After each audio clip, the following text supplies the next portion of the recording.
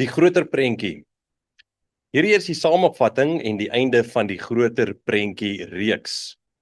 Ons het gekyk na die digitale idees en die geldstelsels wat alreeds besig is om in sekere lande ingestel te word.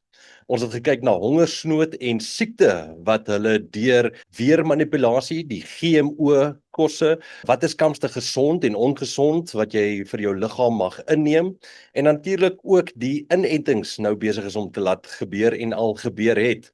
Dan het ons ook gekyk na die groot farmaseutiese maatskappye en hoe hulle jou eintlik wil siek hou en 'n aanhoudende kliënt maak. Nou daar is veel ander legkaartstukkies wat by hierdie groter prentjie kan ingesit word, sodat ons kan sien hoe ons mislei en maklik beheerbaar gemaak word. Vat byvoorbeeld Project Bluebeam, waar hulle op groot skaal hologram of hologram in Engels, 'n prente of video's in die lig kan laat speel sodat dit lyk asof dit heeltemal regtig is. Met die blote oog kan jy nie eers sien of dit 'n vals prentjie of 'n regte prentjie is nie. Dink net wat so groot misleiding hulle daarmee kan doen. Imagine waking up to a sky painted with glowing ships and heavenly visions, too vivid to dismiss. For some, this recalls Project Bluebeam, a theory where governments, not aliens, orchestrate illusions so real, they grip the entire world in awe and confusion. Whispers say satellites ready the stage, testing with mysterious signals and bizarre reports. Is it all mere fantasy, or the quiet rehearsal for tomorrow's headlines? When the skies unfold, will we question or simply believe what we see?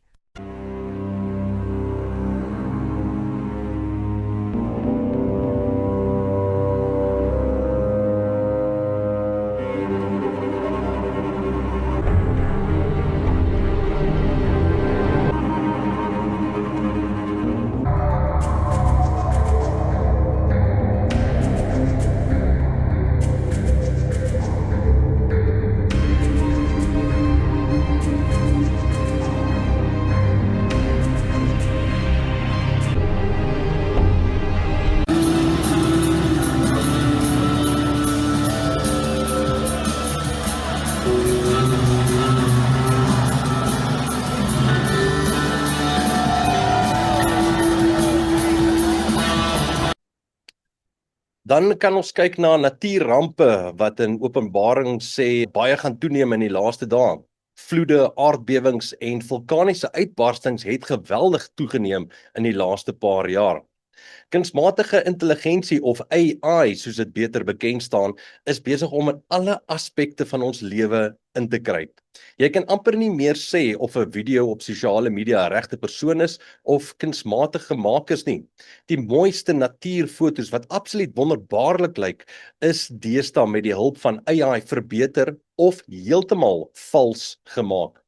AI wat op jou foon en rekenaar is, hou rekord sonder dat jy daarvan weet van alles wat jy navors of vir plesier doen op die internet.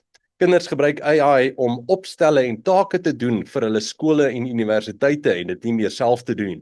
Selfs een van die meesterbreine agter AI het gesê dat hulle het iets gemaak wat binnekort onbeheerbaar gaan wees.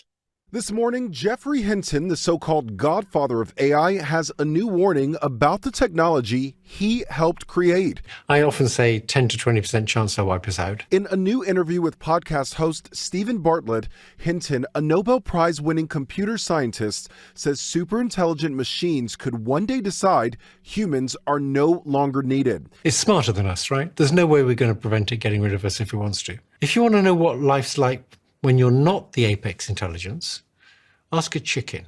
Hinton also warning of the many threats artificial intelligence poses right now, including mass cyber attacks, bioengineered viruses, lethal autonomous weapons, and mass unemployment. If I was someone like a legal assistant, a paralegal, they're not going to be needed for very long. For mundane intellectual labor, AI is just going to replace everybody. His advice for a safer path? I'd say it's going to be a long time before it's as good at physical manipulation as us. Okay. And so a good bet would be to be a plumber. Still, Hinton believes there's hope, saying despite the risks, AI holds immense promise. It's going to be magnificent in healthcare and education, and more or less any industry that needs to use its data is going to be able to use it better with AI. But he warns the window to make sure AI is safe is closing fast. We have to face the possibility that unless we do something soon, we're near the end.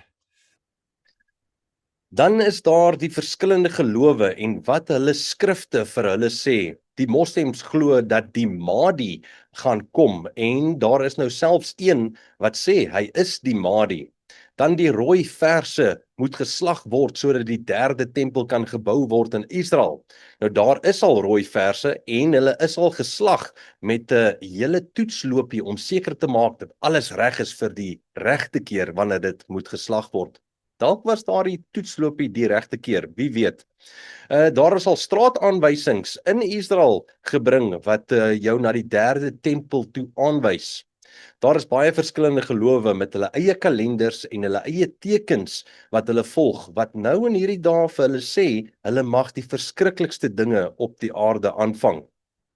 Dan kyk ons bietjie na die propaganda teen die wit ras reg oor die hele wêreld, wat ons die sonnebok maak en sy regte en sy identiteit heeltemal vermorsel. Die immigrant en ander rasse mag sê en doen net wat hulle wil, maar ons mag nie. Jou landsvlag, of jy nou in Engeland, Frankryk, Nederland, waar ook al is iewes skielik aanstootlik vir die jonger generasie, want dit maak hulle gevoelens seer en hulle hou nie van waarvoor dit staan nie. Nou die Union Jack of die Franse vlag, die Nederlandse vlag, die Duitse vlag, dit is nou nie meer goed nie. En dit is reg oor die hele wêreld wat dit plaasvind. Het so gepraat van die gevoelens wat so meer waarde dra as wat feite deesdae doen of selfs wette doen. Waar kom dit vandaan? Waar kom hierdie woke generasie aan hulle idees?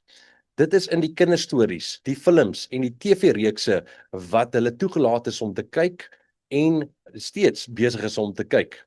Dit is 'n klein kindjie wat met 'n selfoon sit op 'n jong ouderdom, wat op sosiale media met sy maatjies mag kommunikeer, op videoetjies kyk, en die ouers weet nie of let nie regtig op wat se manipulasie daar plaasvind deur klein advertensies of klein videoetjies wat hulle besig is om te breinspoel nie.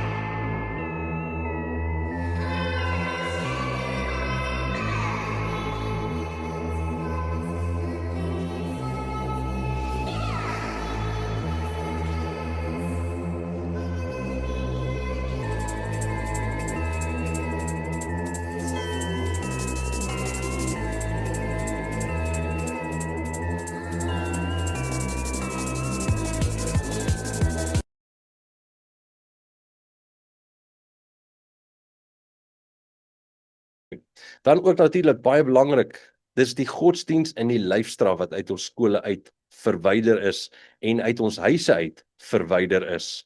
Dit het die gegee na hierdie woke generasie. En laastens kom ons by die vals hoofstroom media.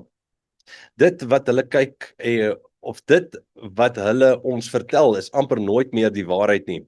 Hulle laat lyk of alles goed is en dat die manipulasie 'n goeie ding is vir jou.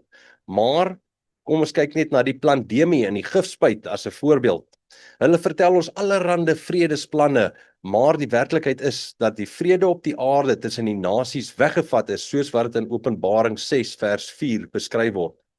Dis Israel teen Hamas en Iran met Amerika se hulp. Dis Amerika teen Venezuela, Rusland en Oekraïne, China en Taiwan, Pakistan en Indië en dan nou ook in Sudan en ander Afrika lande. Klink glad nie vir my of daar vrede op hierdie stadium op die aarde heers nie. My slotsom is dus, soos wat daar in 1 Petrus 5 vers 8 staan, wees nugter en waaksaam, want julle teenstander, die duiwel, loop rond soos 'n brullende leeu en soek wie hy kan verslind. In Openbaring 18 vers 4 en 5 sê dit, En ek het 'n ander stem uit die hemel hoor sê: Gaan uit haar uit, my volk, sodat julle nie gemeenskap met haar sondes mag hê en van haar pla ontvang nie, want haar sondes reik tot aan die hemel toe en God het haar ongeregtigheid onthou. Ek wil nie deel wees van haar sondes nie. So kom ons streef om 'n persoonlike verhouding met ons Skepper te verbeter. Kom ons spandeer meer tyd in sy woord. Kom ons wees waaksaam teenoor die bedrieër en die leenaar wat teenoor ons oorlog maak. Ons almal het 'n keuse of ons maar net alles in die lewe gaan aanvaar, want dit is hoe die lewe op die oomblik maar net is, of gaan ons alles teenoor die woord toets en vir onsself besluit of dinge van die bose af is of dit dalk in lyn is met ons Vader se wil. Baie dankie vir die saamkyk van die groter prentjie reeks. Hoopelik het jy 'n bietjie baat gevind daaruit, ietsie geleer en ja, hoopelik kan ons mekaar se leermeesters wees in hierdie dag en miskien, ek weet nie, miskien steek daar iets vas. Ek weet ek het geleer daaruit met die ondersoek wat ek gedoen het om hierdie reeks te bring.